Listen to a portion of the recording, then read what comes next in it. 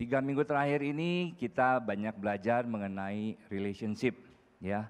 Minggu pertama, Ko Yosef bilang mengenai well-being. Kita ketemu atau connect sama siapa, kita tuh bisa prediksi kira-kira umur berapa, ada sakit apa, ya. Kemudian Pak Diki bilang seperti embun dari Gunung Hermon turun ke Bukit Sion, 500 km jaraknya. Begitu besar dampaknya, dan yang minggu terakhir kita belajar juga untuk berhubungan erat dengan Roh Kudus. Pagi hari ini saya akan coba share mengenai hubungan dengan sesama, ya, hubungan dengan sesama manusia. Ada pepatah berkata begini, bergaulah dengan banyak orang, tapi bersahabatlah dengan orang-orang yang kau pilih. Ya, saya ulang ya, gaulah dengan semua orang sebanyak-banyaknya, tapi bersahabatlah dengan orang-orang tertentu. Kenapa pepatah ini bisa muncul? Kita lihat prinsipnya di dalam firman Tuhan di 1 Korintus 15 ayat 33. Ya. Di sini disebutkan janganlah kamu sesat, ya, karena pergaulan yang buruk itu merusak kebiasaan yang baik. Pergaulan yang buruk ini dalam bahasa Inggrisnya bad company, ya, corrupt good character, ya. Bad company dalam bahasa sederhananya adalah teman, ya. Atau bisa juga ada yang menyebut teman baik, ada yang menyebut juga sahabat, ya. Sekarang kata-kata pergaulan yang buruk merusak kebiasaan yang baik, saya akan coba ambil esensinya, tapi saya ubah kata-katanya.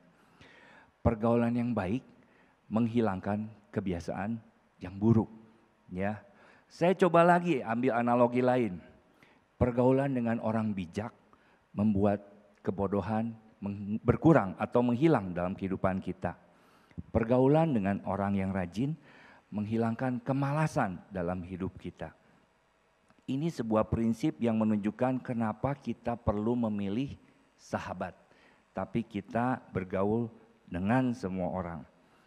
Artinya betapa pentingnya peran teman atau sahabat dalam sebuah relationship, ya.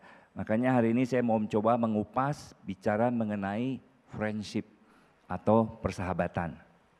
Ya, kehidupan jadi lebih baik atau lebih buruk sekali lagi banyak dipengaruhi oleh beberapa hal. Oleh keputusan kita pasti, ya. Oleh tindakan-tindakan kita pasti itu sudah jelas, tapi yang lebih pasti juga oleh persahabatan yang kita bangun selama kita hidup, selama kita bergaul, ya. Ini penting sekali untuk kita mulai melihat sahabat-sahabat kita. Saya ambil sebuah contoh dari hal yang sangat sekuler, ya. Seorang entertainer, ya, Elvis Presley, mungkin sebagian dari kita nggak ada yang tahu, tapi kayaknya kalau Ko Yosef tahu, Kang Heri angkatan 45 dia tahu, ya. Dia itu dari sejak nyanyi sampai sekarang, dia hanya menjual 600 juta kopi, ya. Cukup banyak lah ya, 600 juta kopi ya. Tapi dia nyanyi sendirian. Oke lah, ke generasi yang lebih muda sedikit, King of Pop, Michael Jackson, ya, itu dia seorang diri sejak dia berkarir sampai dia wafat, dia hanya berhasil menjual 350 juta kopi, ya. Tapi ada satu kelompok yang hari ini digandrungi di seluruh dunia, yang waktu Grammy Award pun dia ditaruh di paling ujung supaya semua orang nonton Grammy Award itu sampai akhir. Itu digandrungi oleh kaum milenial sampai ibu-ibu, ya, BTS, ya. Jumlahnya bertujuh, bukan seorang diri, ya. Bertujuh untuk sekian lama tetap bersama-sama, di dalamnya ada sebuah persahabatan. Percaya nggak? Karena saya lihat rambutnya ada yang kuning, ada yang biru, ada yang kadang hijau, kadang ada yang hitam. Mereka tuh pasti janjian, rambut lu hari ini mau warna apa? Saya mau hijau. Kalau nggak ada sebuah komunikasi yang baik, rambut itu juga bisa menjadi masalah ya. Tahun lalu dia bicara di UN ya, pasti juga bukan karena seorang itu bisa berbahasa Inggris, tapi juga ada banyak kompromi. Ya. Hubungannya apa? Ketika bersahabat dengan baik, dengan album yang namanya Dynamite, ya pertama kali launching 24 jam ditonton 101 juta orang. Nggak perlu puluhan tahun seperti MJ, seperti Elvis, dampaknya wow, powerful. Ya, ini baru bicara sekuler ya. Kalau kita hitung ceteris paribus, tidak ada perubahan, setiap hari ditonton 101 juta orang selama 24 jam. Satu tahun itu ditonton 36,5 miliar viewer. Jadi kita lihat dampak persahabatan begitu luar biasa. Bahkan mengubah ekonomi Korea Selatan, bukan Korea Utara ya. Korea Selatan dengan memberi pendapatan per tahun 3,4 miliar dolar. Amazing. Untuk sebuah kelompok anak muda yang rambutnya warna-warni, yang kalau nyanyi nggak bisa diem, gerak terus. Kita nyanyi lompat-lompat bentar aja udah, ya kebayang ya. Ini sebuah contoh sederhana, dunia melakukan prinsip ini. Bagaimana dengan kita orang percaya? Kita perlu belajar lebih dalam mengenai persahabatan. Setuju ya? Kita lanjut. Firman Tuhan dalam Lukas 5 ayat 17 sampai 20. Ini bicara mengenai seorang yang lumpuh, ya. Ada orang yang lumpuh, dibawa oleh teman-temannya. Mungkin zaman itu belum ada wheelchair ya, belum ada kursi roda. Yang ada mungkin ya ditandu lah ya, ditandu. Sampai di tempat di mana Yesus ada, penuh. Penuh, kita tahu ceritanya. Yang menarik adalah kalau kita baca firman ini, mereka naik ke atap. Naik ke atap, atap itu nggak ada yang tingginya 0,5 meter ya. Atap itu kalau secara manusia tingginya 1,7, 1,8, tinggi atap bisa 2,5 meter, paling rata-rata lah ya. Jadi untuk naik atap dalam kondisi di atas tandu itu high risk ya. Bisa jatuh yang lumpuhnya boro-boro, bisa jalan malah meninggal mungkin ya.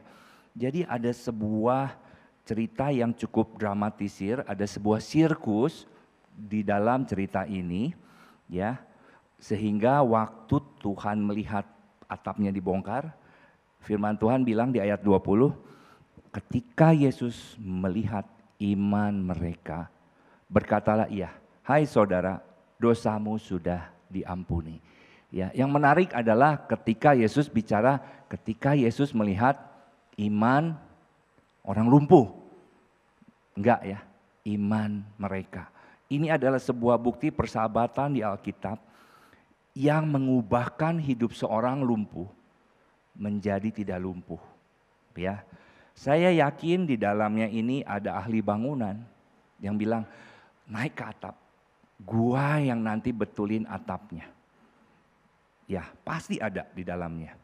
Di dalamnya ada seorang personal trainer juga yang sangat berotot, yang ketika dia bilang, kalau diturunin saya tahu caranya supaya teman kita tidak jatuh karena nggak kuat nahan tandunya.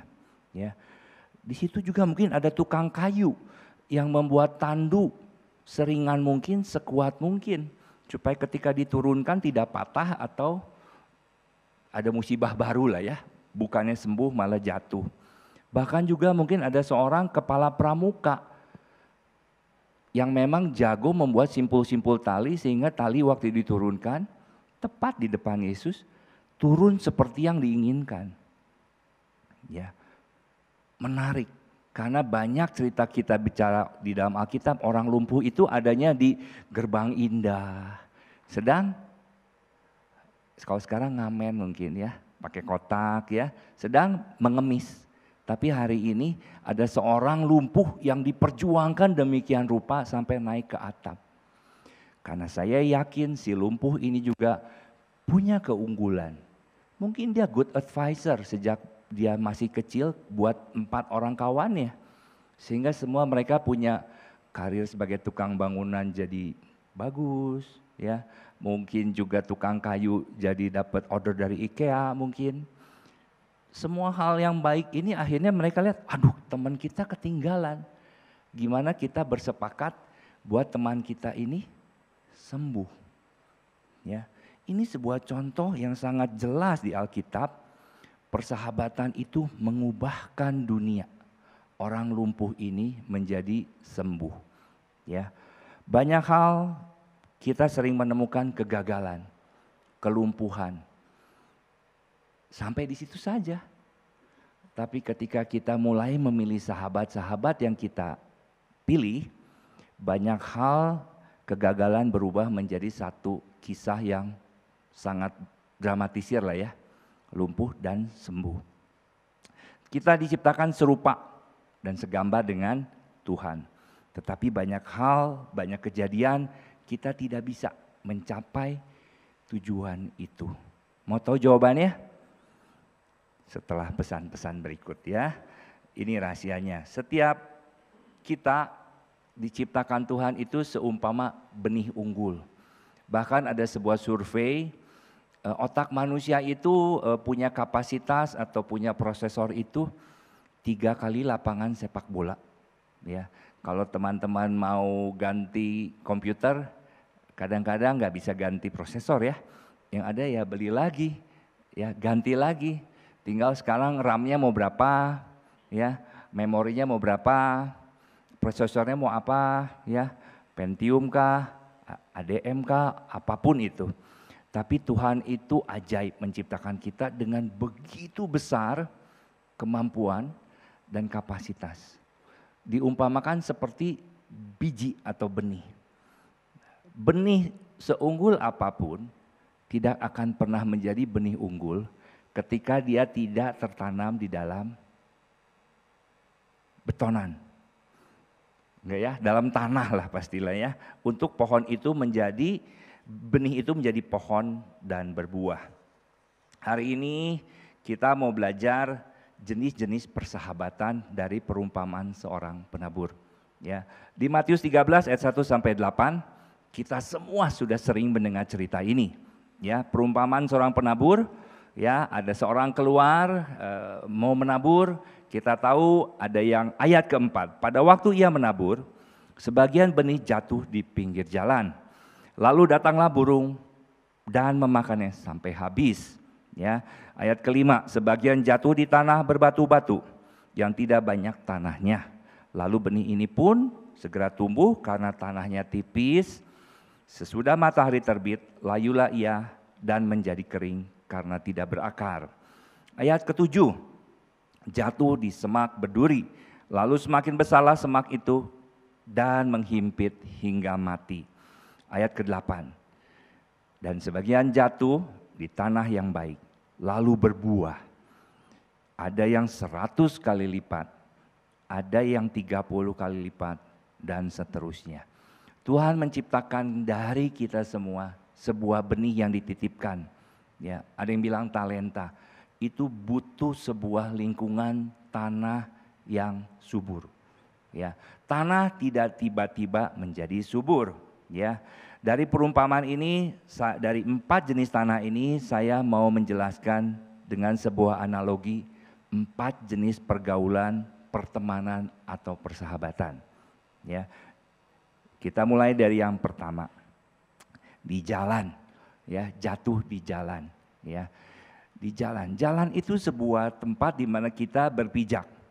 Yang pasti kalau dilewatin sering-sering itu menjadi padat dan keras. Ya, jalan ini mau kendaraan mau jalan setapak pasti punya satu sifat, yaitu keras. Ya, biasanya membatu ya dengan cara dicor, dengan cara diaspal atau pakai batu sendiri ya.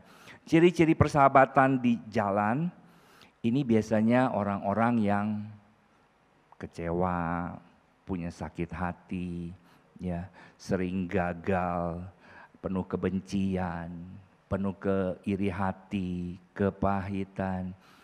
Adakah kita hari ini sedang bergaul akrab dengan mereka? Bukan saya bilang tidak boleh ya, tapi bersahabat dengan mereka itu sekali lagi Persahabatan itu contagious, menular, ya.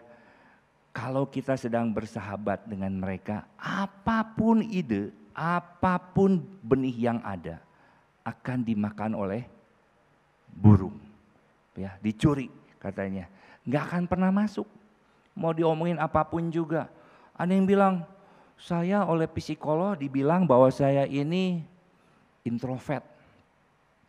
Atau ada banyak istilah sanguin, melankolis.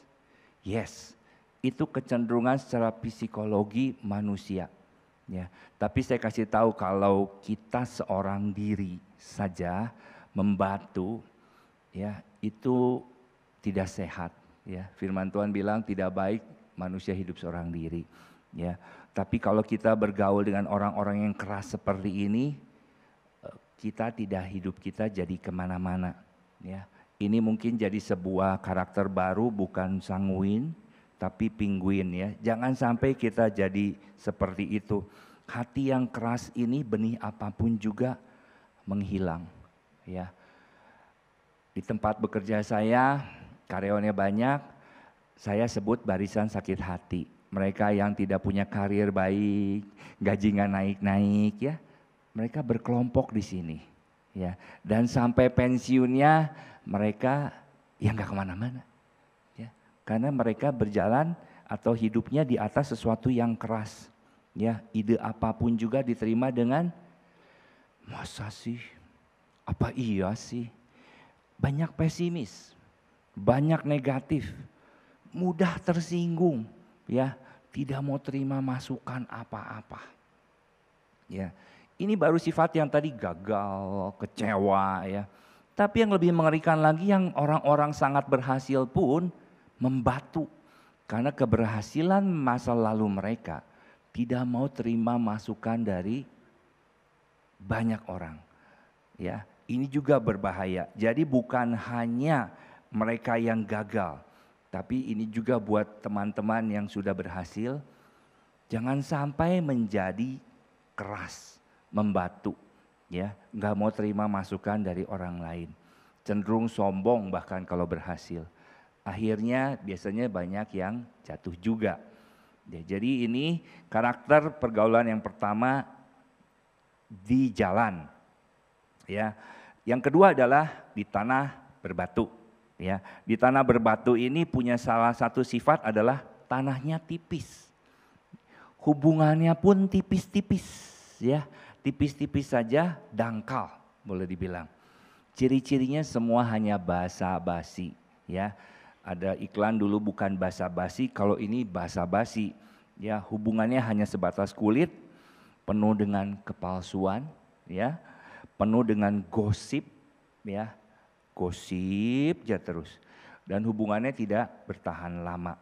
Bebatuan kecil dianggap sebuah batu yang sangat besar. Masalah kecil bisa menjadi sebuah masalah yang sangat besar, yang bahkan bisa merusak hubungan. Sehingga hubungan di tanah berbatu ini on off lah, ya. Bahkan kalau off, onnya lama lagi, atau bahkan dalam firman Tuhan bilang mati, ya, karena layu, tanahnya tipis. Adakah kita hari ini sedang banyak berhubungan akrab, dekat dengan orang-orang seperti ini, yang semuanya hanya basa-basi, halo brur, apa kabar? Udah. Atau wah hari ini cerah, ya, hari ini padahal musim hujan, kenapa? Semuanya hanya basa-basi. Ya. Kemudian yang ketiga adalah semak belukar. Ini hubungan yang paling disukai oleh banyak orang, ya, karena menjanjikan sesuatu yang menarik. Tipu daya dunia ini, ya, sangat menarik. Even kita nggak kenal dengan orang tersebut, ya, kita ikuti atau follow IG mereka. Karena begitu menariknya si influencer ini, followernya banyak, ya. Di dalam tahap atau dalam jenis yang semak belukar ini banyak pengikutnya. Makan, difoto sebelum berdoa, ya. Kemarin Desember berlibur di atas puncak gunung mana, kawahnya sebelum meletup dia foto, mungkin selfie, saya nggak tahu ya. Pakai mobil yang pintunya 2, dia foto mungkin ya. Yang pintunya 1 juga nggak ada mungkin, jadi dia foto hanya pintu 2 ya. Padahal mungkin itu semua adalah menyewa, masih mencicil, kita nggak ada yang tahu ya. Tapi persahabatan seperti ini hari ini banyak dicari dunia. Hari ini dicari karena menyenangkan mata. Ya. Tapi sekali lagi benihnya mati. Ya, karena terhimpit oleh tipu daya dunia, dan terakhir khawatir bagaimana dengan hidup saya. Ya. Berbahaya, mereka hanya mencari kenyamanan. Ya.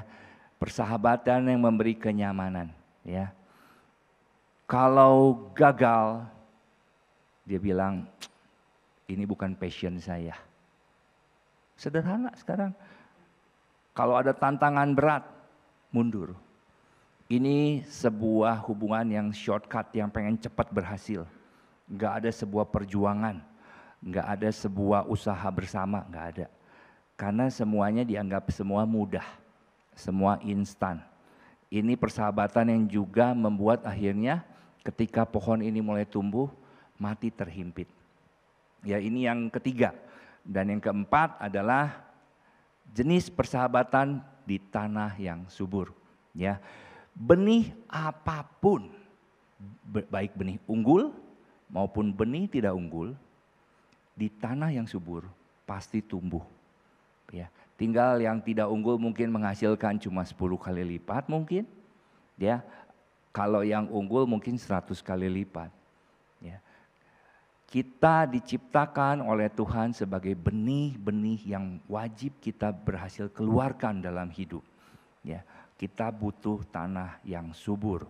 Ya. Dalam lingkungan ini ada nasihat. Dalam persahabatan ini ada encouraging, ada saling menguatkan. Ya, dalam lingkungan ini kita akan berusaha saling mengingatkan untuk mengeluarkan benih terbaik yang Tuhan titipkan dari setiap individu, dari setiap kita yang Tuhan sudah berikan benih tersebut. Di dalam hubungan ini ada sebuah teguran yang tulus, ya, tulus, ya, tanpa agenda tertentu. Di dalam hubungan ini mengubahkan banyak orang. Ya. Di dalam hubungan ini ada sesuatu yang tetap perlu diusahakan. Ya, karena tanah tidak tiba-tiba lahir dengan subur. Ya. Kalau kita belajar bertani, tanah jenis apapun perlu dibuat menjadi gembur.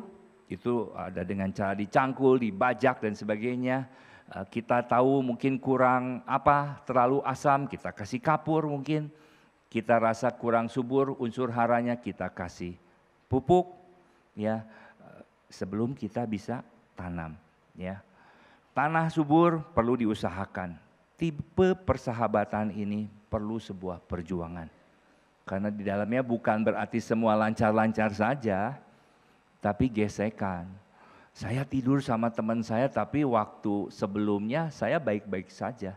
Tapi waktu tidur ternyata ngorok. Apakah saya masih mau bersahabat dengan orang ngorok? Tapi saya melihat ada nilai dalam kehidupannya. Ada pengorbanan untuk tidur dengan orang ngorok. Ya. Tapi itulah sebuah persahabatan di tanah yang subur. Ya. Kadang-kadang ada sebuah egoisme yang keluar dari sahabat kita. Dibutuhkan satu hati yang lapang untuk melihat egoisme itu satu hari itu muncul dan tetap bersahabat di tanah yang subur ini. Ya, butuh sebuah usaha. Tahun ini atau tahun lalu Pastor Diki sudah menyampaikan ada home cell. Home cell itu sebuah ladang, sebuah kafling, sebuah tanah yang perlu dikelola bukan hanya oleh ketua dan wakil ketuanya, tapi oleh seluruh member supaya benih-benih ini mulai bisa tumbuh menjadi pohon dan berbuah 100 kali lipat, 30 kali lipat dan seterusnya. Ayo buat jemaat yang hari ini belum atau pernah ikut dan sudah lama tidak ikut, boleh deh ikut lagi ya. Karena di dalam home cell ada sebuah ketulusan, ada sebuah kesamaan penyebut bahwa dasarnya adalah iman kepada Yesus sebagai Tuhan, di mana kita semua mau belajar mengeluarkan benih yang Tuhan titipkan dalam hidup kita untuk jadi lebih baik. Saya punya pengalaman banyak sekali dalam pekerjaan saya. Yang paling banyak masalah keuangan. Saya panggil anaknya, kenapa kamu bekerja tidak baik? Diam aja. Kenapa kamu banyak bolos? Khususnya di tanggal-tanggal tua ya. Karena di kantor saya ternyata ada 2-3 orang nongkrong di depan pintu masuk. Oh, berhutang. Berapa hutangnya? Sekian rupiah. Yang saya sanggup bantu, saya bantu. Ya. Again and again and again. Dengan kapasitas hutang yang lebih besar. Karena anaknya makin bertumbuh besar, sekolahnya butuh biaya lebih mahal. Saya bilang, ganti lingkungan kamu. Lingkungan yang seperti apa, Pak? Saya cuma bilang, lingkungan yang mendorong kamu setelah pulang kantor, kamu punya keahlian apa? Dia atlet badminton, pelatnas, melatih, dapat income nggak? Malah dia ikut badminton, cuma apa tahu nggak? Berjudi. Jadi akhirnya apa? Tidak akan pernah keluar dari lingkaran itu. Ini sebuah contoh-contoh sederhana ya. Yang ketika kita tidak memilih pergaulan, sampai hari ini orang itu saya udah kenal mungkin 14 tahun ya. Masih berkutat di tempat yang sama, di lubang yang sama, di lumpur yang sama. Saya tidak bilang siapa saudara hari ini, bagaimana situasinya, tapi sebuah cerita ini mudah-mudahan memicu kita untuk mulai keluar dari persahabatan-persahabatan yang salah. Ya, jadi saya ulang, persahabatan ini sangat menentukan dunia kita, masa depan kita, ya. Dan sahabat harus kita pilih. Ya, home cell ada tempat terbaik untuk kita mulai membangun persahabatan. Oh, tapi isinya kakek dan nenek semua, dan tante, saya masih kecil. Oh, nggak apa-apa. Makin heterogen sebuah hubungan, makin lengkaplah wawasan, makin lengkaplah pola pikir kita. Ya, saya mau mengajak terakhir sebelum menutup medical check up mengenai hubungan atau pergaulan dan pertemanan. Ini hanya di dalam hati saja. Tulislah 5 nama orang terdekat selama 3 tahun terakhir dalam hidup saudara dan saya. Saya ulang ya, medical check up-nya. Tulis 5 nama orang-orang yang terdekat dengan saudara dan saya selama 3 tahun terakhir ini. Siapa? Mulai cari. Terdekat ya. Kemudian pertanyaan kedua. Kehidupan saya dibandingkan 3 tahun lalu, apakah menjadi lebih baik? Saya ulang pertanyaan kedua, apakah kehidupan saya dalam 3 tahun terakhir ini menjadi lebih baikkah? Lebih baik dalam hal apa? Lebih dekat dengan Tuhan kah? Dalam sejak 3 tahun lalu sampai sekarang, hubungan saya dengan Tuhan lebih baik atau lebih jauh? Dalam pola pikir kita, apakah jadi lebih luas? Lebih berwawasan, atau seperti katak dalam tempurung, biasa-biasa saja. Ya. Apakah sekarang lebih optimis? Apa biasa-biasa saja? Apa tetap pesimis? Apa keluargaku hari ini jauh lebih baik? Biasa saja? Atau tidak baik? Ya. Kondisi buat para pelajar, mahasiswa, bagaimana dengan sekolah saya, kuliah saya? Apakah lebih baik atau tidak lebih baik? Ini buat yang kuliah ya, buat yang sekolah. Banyak harapan. Saya ini parah sekali di matematika. Parah ya. Jadi memang parah gitu ya matematika. Tapi saya mulai waktu menulis ini saya mulai sadar. Oh, pergaulan saya yang membuat akhirnya saya nggak jadi parah lagi di matematika. Saya ingat SMP kelas 3 mau masuk SMA, ada dulu namanya Eptanas, ujian nasional apa gitu ya. Salah satunya adalah topiknya matematika. Saya dengan sengaja bergaul dengan orang yang suka matematika. Pergaulan saya dulu ada namanya pagoda Pasiles ya. Buat teman-teman, lambang pergaulan Anda gitu ya. Saya pikir pakai apa sih orang yang jago matematik ini. Oh, saya tahu setiap dia istirahat makan keripik pedes yang merah-merah itu. Jadi saya bawa satu bungkus tuh. Pakai kasih keripik pedes, kita makan sama-sama. Gara-gara sebuah keripik pedes, saya jadi bergaul nginep di rumah dia, belajar matematika. Dan sampai hari ini saya suka matematika. Tadinya saya udah les loh, les sama guru fisika, guru matematika dan sebagainya. Tapi gurunya, lah gini aja kok nggak bisa-bisa. Galak amat, saya pikir udah dibayar sama papa saya, kok kamu marah-marahin saya. Saya tidak pernah belajar dengan cukup baik, tapi dengan persahabatan. Matematika itu nempel, rumus-rumus nempel. Saya nggak suka keuangan, kuliah nih. Saya ingat sekali keuangan 1, wah gurunya parah. Namanya Pak H ya, depannya inisial H, saya nggak sebutin, parah lah. Ya, nggak suka aja. Di semester 2, keuangan kedua ada guru badannya besar, cewek, ngomongnya nggak lancar, Indonesianya ternyata lulusan Amerika. Sejak pertemuan pertama sampai kuliah terakhir, bidang keuangan menjadi bidang yang sangat saya suka. Karena saya bersahabat dengan dosen itu. Jadi buat pelajar, mahasiswa yang susah, yang kurang di bidang tertentu, gaul sama yang jago di bidang itu. Percaya, ketepaan, ketularan, lebih baik, percayalah ya. Kemudian kondisi keuangan, apakah jadi lebih baik kondisi sekarang dibandingkan 3 tahun lalu? Ya, pertanyaan berikutnya, apakah kebiasaan buruk saya lebih sedikit atau jadi lebih banyak? Oh, mungkin lebih banyak karena saya mungkin salah gaul, bisa jadi. Tadinya saya minum air kendi, tapi gaul sama orang tertentu saya mulai minum berasa. Rasanya juga yang menimbulkan kadang-kadang banyak burung berputar di atas kepala. Jadi kita harus berpikir persahabatan seperti ini. Ya, apakah ada pertumbuhan dalam hidup kita? Kita harus pikirkan itu. Atau kemunduran. Medical check up list ini saudara sendiri yang harus jawab. Dan saudara sendiri yang harus mulai memutuskan. Kalau semua baik-baik saja, puji Tuhan, syukur alhamdulillah. Ya, tapi kalau tidak, segera bertindak.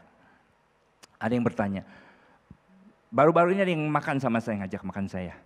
Teman kita di bank udah 27 tahun. Kok saya mau berubah hidupnya? Ya terus makan ya, makan, oke, sip makan. Yang dibahas itu lagi, apa tau gak? Ngomongin bos, ngomongin rekan kerja. Saya bilang stop. Tadi kamu ngajak saya makan apa? Hidup saya mau berubah kok. Oke. Yang diomongin gak berubah. Namanya berubah karena bos kamu baru. Tapi yang diomongin tetap bos kamu. Mesti gimana kok? Rubah lingkungan. Lingkungan seperti apa kok? Lingkungan yang membuat kamu bertumbuh secara wawasan. Bertumbuh secara keberanian. Bertumbuh secara memutuskan banyak hal. Ada enggak kamu? Belum ada, pikirkan itu. Simple. Karena 27 tahun ada di lingkaran yang tidak pernah berubah. Hari ini saya bisa seperti hari ini karena saya bertemu dengan sebuah lingkungan yang Tuhan ciptakan. Keluarga rohani. Kojul ngasih saya satu cara tips baca buku. Buku itu mengubah hidup saya, Kojul. Terima kasih banyak. Dulu pemuritan di Pasir Salam bahas buku. 21 Law of Leadership. Belajar banyak saya. Ya. Banyak sekali jemaat di sini, Pak Gerit, Pak Devi. Banyak hal, banyak nama yang saya nggak bisa sebutkan. Itu mengubahkan hidup saya. Belum lagi saya ketemu babe-babe, engkong, encek, tante, enci di bank segala macam. Membentuk hidup saya dengan sengaja.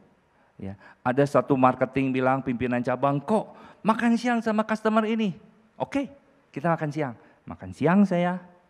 Ketika saya makan, baru perkenalan lah ya. Katanya ini big customer kok. Oke, saya appreciate itu. Makan siang pertama selesai, saya bilang ke pimpinan cabang, oke, good person. Kita coba bangun sebuah relationship yang lebih dalam. Satu hari, kok kita makan lagi yuk, udah lama gak ketemu si A. Oke, kita makan lagi. Kita bantu cukup banyak customer ini dengan keyakinan bahwa dia bisa jadi big customer buat tempat saya bekerja dulu. Di makan siang kedua, saya hanya cuma minta satu bantuan ke dia. Sangat kecil bantuannya, dan dia menolak bantuan itu. Pulang dari makan siang itu, saya sama pimpinan cabang dan marketingnya bilang, bro, kita berhenti ajak makan siang orang ini ya. Oh kenapa Pak, kenapa? Kamu bilang orang ini emas ya? Betul, saya kasih tahu dia kuningan. Ya, digosok seperti emas tapi dicukil dalamnya kuningan. Orang ini bad character, tinggalin. Kita jangan buang waktu sama orang-orang yang kelihatannya emas tapi kuningan. Bangunlah sebuah persahabatan dengan emas murni. Itulah yang mengubahkan kehidupan kita dari checklist tadi. Untuk 3 tahun ke depan semuanya menjadi lebih baik, lebih besar, lebih dari semuanya. Bukan besar hanya pinggang perut, tapi dari banyak hal lagi. Ya, kondisi-kondisi seperti ini perlu kita dengan sengaja lakukan. Bukan kalau saya ingat ya. Karena apa? Masa depan ini tidak mengalir begitu saja. Tapi butuh direncanakan. Ya. Apakah pergumulan saudara hari ini? Saya tidak tahu. Tapi dengan sharing mengenai hubungan dengan sesama ini, saya berharap banyak kelumpuhan-kelumpuhan secara hubungan, secara wawasan, secara keuangan, secara keluarga, secara rohani mulai bangkit, mulai bisa belajar jalan, mulai ada kehidupan, mulai ada harapan. 2022 ini ada kehidupan yang penuh dengan hari depan yang cerah. Karena Tuhan bekerja melalui hidup kita, di dalam hidup kita, dalam persahabatan kita. Amin. Mari kita sama-sama berdoa. Bapa, kami bersyukur Tuhan untuk firman sederhana ini Tuhan. Ajar kami Tuhan untuk mulai melihat ke dalam hidup kami, ke dalam hubungan yang sedang kami miliki, persahabatan yang sedang kami miliki Tuhan. Untuk kami mulai menatanya kembali. Sesuai dengan firman-Mu Tuhan, setiap pergaulan yang buruk itu merusak kebiasaan yang baik Tuhan. Tuhan, kami mau taat pada firman-Mu, kami mau belajar melakukannya. Kami bersyukur Tuhan untuk hari ini di dalam nama Tuhan Yesus. Amin. Tuhan Yesus memberkati.